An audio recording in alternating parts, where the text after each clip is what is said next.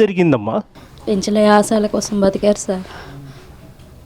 ఆయన ఆశయాలు ఇల్లే కాదు ఊరు కూడా మార్చాలనుకున్నారు సార్. అదొకటే ఆయన చేసిన పాపం అయింది. ఈ గంజాయి, ఈ స్మగ్లింగ్ ఇవన్నీ ఆపాలి అనుకున్నాడు. ఆయన ఆశయాలు నెరవేరాలంటే పవన్ కళ్యాణ్ గారు సార్తో మేము మాట్లాడాలి సార్. ఆయనతో మాట్లాడితేనే మా పెంచలే గారికి న్యాయం జరగద్ది సార్.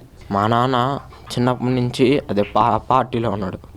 చిన్నప్పటి నుంచి మైండ్ సెట్ అదే మా చెడు ఉంటే మార్చాలి. అదే మా ఇద్దరి కోసం అనుకుంటే ఇక్కడి నుంచి వెళ్ళిపోయేవాళ్ళం. కాలనీ నుంచి మేమిద్దరం బాగుండాలనే చేసాడంటే, కాలనీలో చిన్నప్పటి నుంచి ఉన్నాడు కాబట్టి వీళ్ళు కూడా బాగుండాలనుకున్నాడు కాబట్టి మొత్తం కాలనీని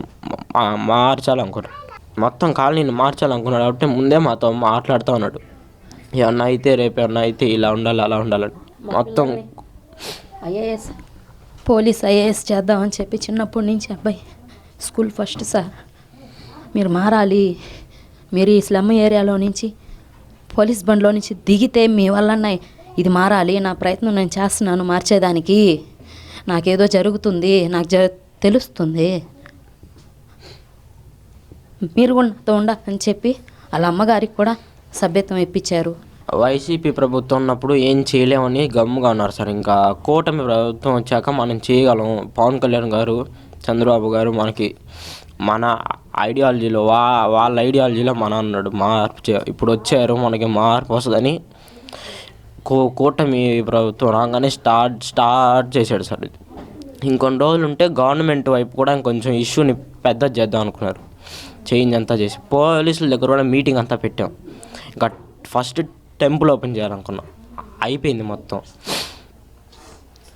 తర్వాత అయిపోయింది. ఇంకా తర్వాత మెల్లమెల్లగా వాళ్ళని కూడా గంజాయి అమ్మే వాళ్ళు కూడా పిలిచి మెల్లగా వాళ్ళకి కౌన్సిలింగ్ లాగా ఇద్దాం అనుకున్నాం సార్. ఇలా గమ్ముగా ఉన్నప్పుడు అందరూ రిలాక్స్లో ఉన్నప్పుడు ఇటు చేశారు.